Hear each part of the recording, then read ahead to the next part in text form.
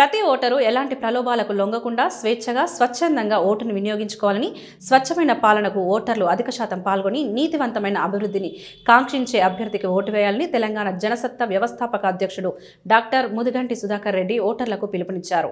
మంగళవారం నాడు చైతన్యపురంలో జరిగిన ఓటర్ల చైతన్య కార్యక్రమంలో ఆయన మాట్లాడుతూ, పట్టణంలో అనేక సమస్యలు ఉన్నప్పటికీ అధికారులు, ప్రజాప్రతినిధులు, ప్రజలు ఆశించినంత అభివృద్ధి చేయలేకపోవడం విచారకరమని ఆయన ఆవేదన వ్యక్తం చేశారు.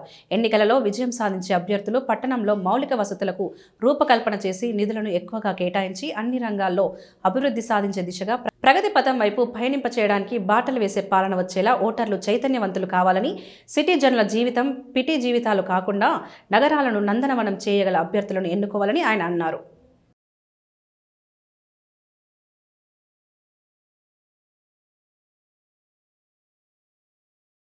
ప్రజాస్వామ్యం మనుగడ సాధించాలంటే విధిగా ఓటు వేయాల్సి ప్రతి ఓటరు విధిగా ఓటు వేయాల్సిందే.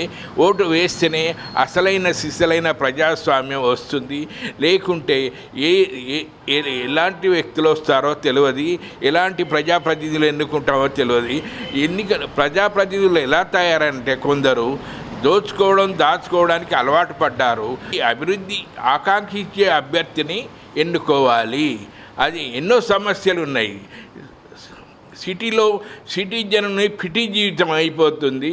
అది మనం అన్ని ట్యాక్సులు కట్టడమే కానీ సరి అయిన అధికారులు లేరు, సరి అయిన ప్రజాప్రతినిధులు లేరు.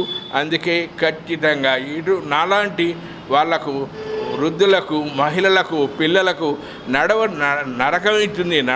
రోడ్ల మీద నడవడమే నరకమవుతుంది.